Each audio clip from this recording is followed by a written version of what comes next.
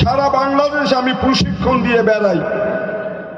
আসলে সারা বাংলাদেশের কোথায় গেছে আমি দেখি না, বরিশাল বিভাগের আমি কোথাও দেখি নাই, কোথাও টিভিতে বা পত্রপত্রিকায় উনি প্রশিক্ষণ দিতে গেছেন।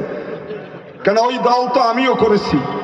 এই কলাপাড়ায়, এই কুয়াকাটায় আপনারা জানেন যখন বিএনপির নাম নেওয়ার কোনো লোক ছিল না, এই কুয়াকাটায় মহিপুর আলিপুরে আমি 11 জন লোক নিয়ে একটা কর্মী সভা করতে পারি নাই, 3 ইউনিয়ন মিল্লা।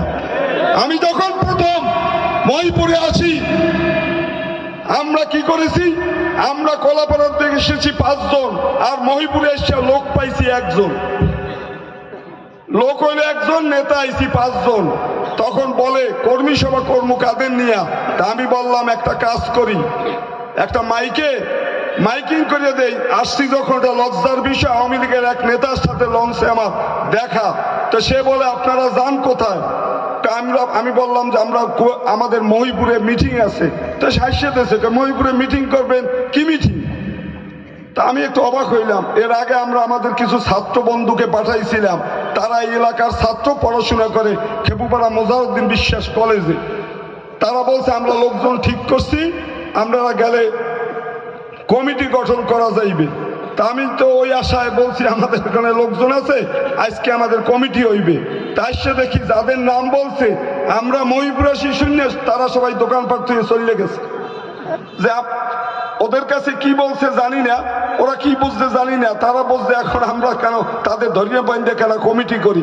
সেই থেকে এই কুয়াকাটা, মহিপুর, আলিপুর আপনারা যারা প্রবীণ আছেন, যাদের বয়স 50-এর বেশি, তারা আমাকে দেখেছেন আমরা দোকানের সামনে এসে টুলে বসিয়া কোনো লোকের বাড়িতে গিয়ে বসে বসে মিটিং করছি। সেদিন মহিপুরে আমি বললাম তাহলে একটা কাজ করেন, একটা মাইকের ব্যবস্থা করেন। সেদিন ছিল বুধবার, আসছি রাত্রে আমরা হাটপাড়া জনসভা করিয়ে যাই, নাহলে তো মান ইজ্জত থাকে না। আমি নিজে মাইকিং করতে হয়েছে, আমার নাম আমি ঘোষণা করছি, আগামী দিন জনসভায় বক্তব্য রাখবে অমুক। তারপর আমরা মিটিং করার পর 7 জন লোক আই আমাদের সাথে দেখা করছে, বলছে বিএনপি এখনো আছে? বিএনপি সব জাতীয় পার্টি না? অর্থাৎ আগে যারা বিএনপি করতো তারাই তো জাতীয় পার্টি করে। তারা মনে করছে ওই দলটা মনে হয় জাতীয় পার্টি হয়ে গেছে। জিয়াউর রহমান মরে গেছে, প্রেসিডেন্ট সত্তার চলে গেছে, এরশাদ আইছে, যারা বিএনপির লোক তারাই তো জাতীয় পার্টি। তাহলে বিএনপি কি আছে?